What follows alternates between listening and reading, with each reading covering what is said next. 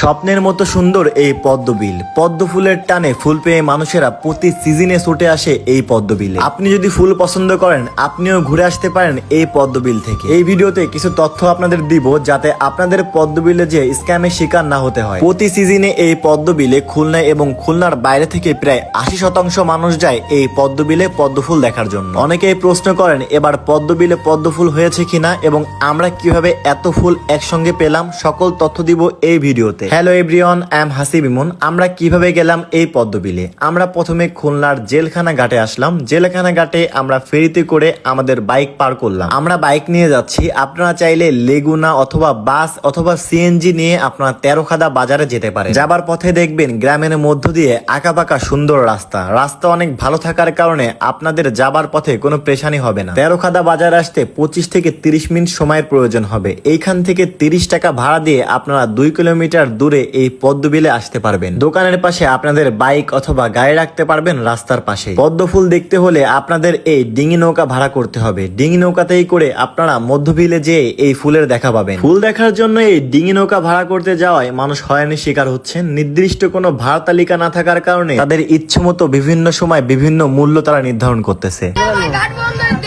ঘাট বন্ধ, ঘাট বন্ধ করে দিছে। তুমি ঘাট বন্ধ করে দাও, দি কারো যা লাগবে না। দাও তুমি ঘাট বন্ধ করে দাও। ভাই কথা তো বলবেন আপনি।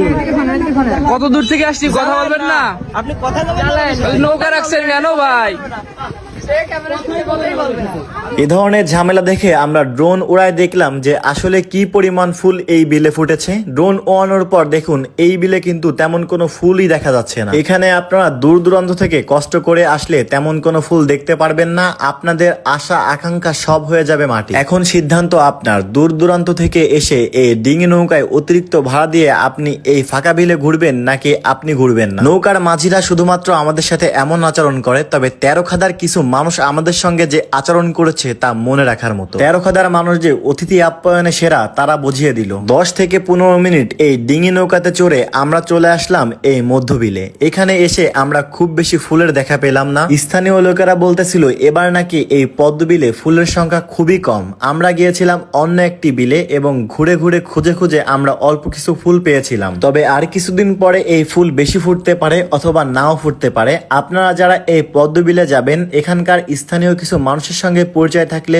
অবশ্যই খোঁজ খবর নিয়ে যাবেন যে ফুল পর্যাপ্ত পরিমাণ ফুটেছে কিনা। আপনাদের আর হতাশ হতে হবে না। তবে একটা কথা বলবো, আপনারা যারা এখানকার স্থানীয় মানুষ আছেন আপনারা একটা ব্যাপারে খেয়াল রাখবেন যে এখানকার কিছু মানুষের ব্যবহারের কারণে দূর দূরান্ত থেকে এই পদ্মবিলে ঘুরতে আসে তেরোখাদার মানুষের প্রতি